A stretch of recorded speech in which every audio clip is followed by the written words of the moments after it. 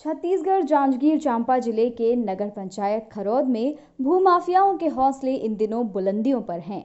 जहां लॉकडाउन लगने के बावजूद भी भूमाफियाओं के हौसले इतने बुलंद हैं कि शासकीय तालाब के पार की जमीन पर अपना कब्जा जमा लिया है, जिस मामले में वहां के नागरिकों द्वारा अधिकारियों को शिकायत की जा चुकी है।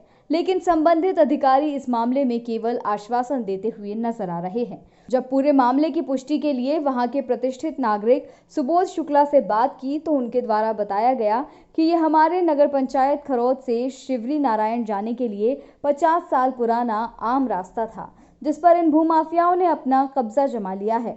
जिस मामले को लेकर हमारे द्वारा पटवारी और तहसीलदार को सूचना दी गई, जिसके बाद अधिकारियों द्वारा इस मामले में कार्यवाही करने का आश्वासन दिया गया है। लेकिन अब तक इस मामले में इन भूमाफियाओं के खिलाफ किसी भी प्रकार की कार्यवाही नहीं हुई है, जो कि कहीं ना कहीं अधिकारियों की कार्यशैली पर काफी सवाल कर रही है।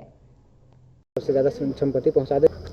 हाँ, यहाँ जो पर्री तालाब बोलते हैं उस मेड़ को 2-3 मिल के ज़मीन को खरीदे हैं। उनको मैं मौखिक रूप से भी बोला कि इतना नहीं कटेगा ज़मीन, फिर भी वो लोग नहीं माने और कटिंग कर दिए। इस बात को मैं तहसीलदार को मौखिक रूप से भी अवगत कराया हूँ और जांच करके भी गए हैं तहसीलदार साहब।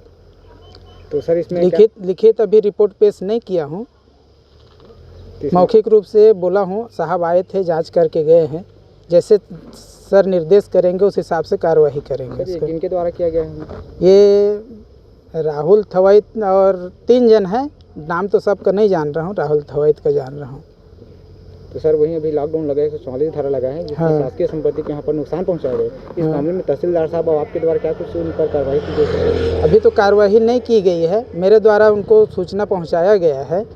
तहसीलदार साहब जैसे भी निर्देश करेंगे उस हिसाब से कार्रवाई होगा। उनको तहसीलदार साहब जो काट छाट किए हैं उनको पुनः मतलब उनके द्वारा पूर्व में जो था उस हिसाब से कार्रवाई करेंगे कह के बोले हैं मौखिक रूप से। नहीं, ये जो पर्री तालाब है पहले तो माल गुजारी था, बाद में शासकीकरण हो गया था। और ये खरौद से शिवनारायण जाने का 12माही रास्ता नहीं था, क्योंकि बीच में खेत पड़ रहा था। तो जब 4 महीने जब खरौद से जाते थे जब बीच में, तो ये तालाब के पार से ही रास्ता था पूरा, जिसमें गाड़ी का आना जाना था और बगल में रास्ता भी छूटता था। ये पूरा था, उसमें मेरे ख्याल से कम 25 फीट जगह रहा होगा वहाँ से। और बहुत पुराने पेड़ लगे थे, पेड़ के जड़ को छोड़ के गाड़ी निकलते थे और वहाँ से निकल के सीधा जाते थे। और एक भगवान दिन ये अपना तालाब यहाँ मदन तालाब है, वो भी खरौद का शुकुलपारा, वो निजी तालाब है, उसके ऊपर से होके चले जाते थे। ये मेहराइन नदी के पास निकलते थे। ये आम रास्ता था, लेकिन बड़ा दुर्भाग्य है कि अभी देखने में ये मिल रहा है कि पूरा तालाब के पार को किसी ने, कोई बिल्डर है जो भी हो, इनने खरीद लिया है। और ये बहुत ही माने गलत काम हुआ है, इसको किसी तरह रोक लगाना चाहिए। दुर्भाग्य है कि प्रशासन बार बार यहाँ आना जाना है, यहाँ पे उनका कैंप भी लगा रहा है, लेकिन किसी ने इसमें ध्यान नहीं दिया, कोई नहीं इसको देखे। तो इसको तो तुरंत इस पर कार्रवाई होनी चाहिए और जो बिल्डर हैं उनके ऊपर कार्रवाई होनी चाहिए। और दूसरा ये